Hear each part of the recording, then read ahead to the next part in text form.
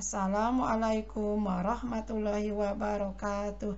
Anak-anakku yang ibu cintai, alhamdulillah pada hari ini kita masih diberikan kesehatan oleh Allah Subhanahu wa Ta'ala, sehingga kita bisa melaksanakan kegiatan yang rutin setiap hari kita kerjakan, yaitu belajar ya. Jangan lupa perhatikan kesehatan kalian, rajin mencuci tangan, berolahraga, makan yang bergizi ya. Kali ini Ibu akan menyampaikan pemanfaatan sampah serta menghargai kegiatan usaha ekonomi orang lain.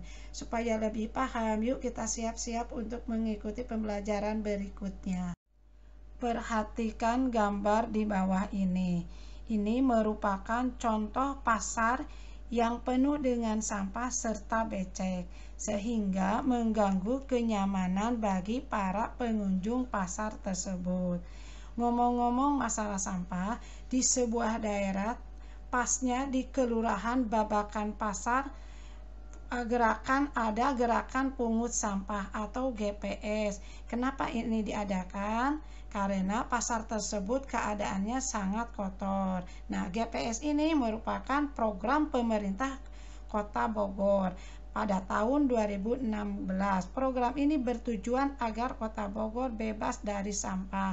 Karena masalah sampah itu bukan masalah pemerintah saja, akan tetapi menjadi masalah bersama, di mana masyarakat yang ada di pasar serta sekitar pasar harus bertanggung jawab terhadap sampahnya supaya lingkungan tersebut menjadi bersih dan rapi. Setelah diadakannya gerakan GPS di tempat tersebut, maka daerah itu menjadi daerah yang bersih. Anak-anak, perhatikan gambar di bawah ini. Ini merupakan contoh para pemulung yang sedang memilah-milah barang yang dapat digunakan kembali. Nih, sampah yang menumpuk dapat mencemari lingkungan dan mengganggu kesehatan organ pernapasan, karena dari sampah itu mengeluarkan bau yang sangat menyengat. Nah, dengan adanya para pemulung ini, kita harus berterima kasih karena mereka sudah membantu memilahkan sampah yang dapat diolah dan sampah yang tidak dapat diolah. Para pemulung akan mengumpulkan botol-botol plastik, koran bekas, majalah bekas, dan benda-benda lainnya yang dapat diolah kembali. Benda-benda itu lalu disetorkan kepada orang-orang yang dapat mengolahnya menjadi benda-benda yang berguna. Anak-anak, ini merupakan gambar hasil dari daur ulang sampah. Yang tadinya sampah tidak berguna, di tangan orang-orang yang rajin, sampah ini menjadi berguna, bahkan bisa mendatangkan uang. Karena dari hasil pengrajinan ini bisa dijual. Contohnya seperti keranjang, tempat permen, tas jinjing, tempat pensil, dan banyak lagi barang-barang yang lainnya. Nah, kita juga harus bisa meniru seperti orang-orang ini supaya sampah yang ada di sekitar kita tidak berserakan dan dapat dimanfaatkan ya oleh kita semuanya. Anak-anak, perhatikan gambar di bawah ini. Ini merupakan pengrajin yang memanfaatkan bahan dasarnya dari sampah yang tidak terpakai. Nah, pengrajin ini membuat barang-barang kerajinan yang mempunyai nilai seni yang tinggi dan nilai ekonomis, artinya bisa mendatangkan uang. Para pengrajin ini disebut mengadakan kegiatan produksi.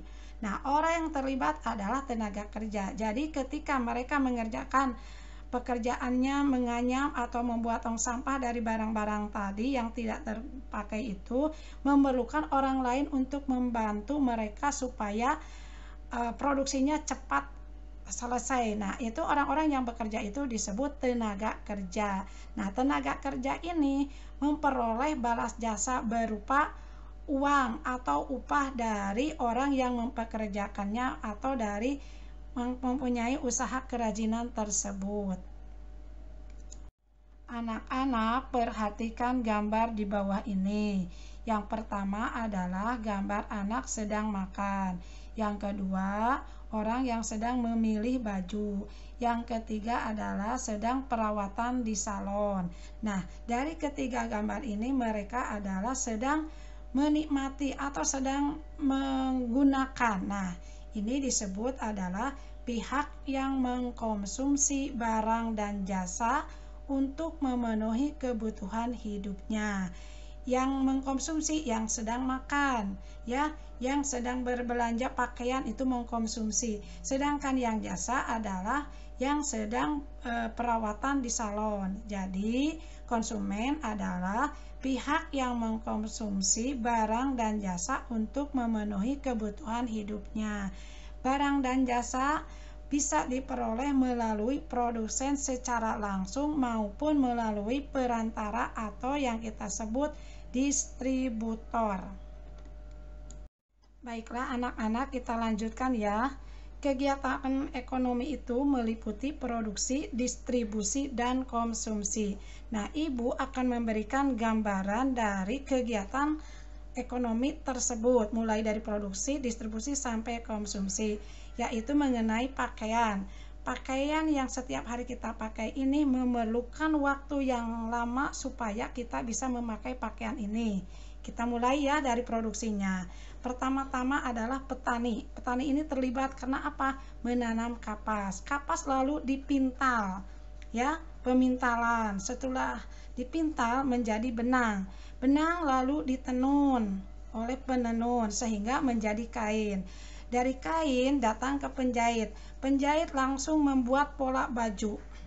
Baju dipola, digunting. Sesudah digunting lalu dijahit.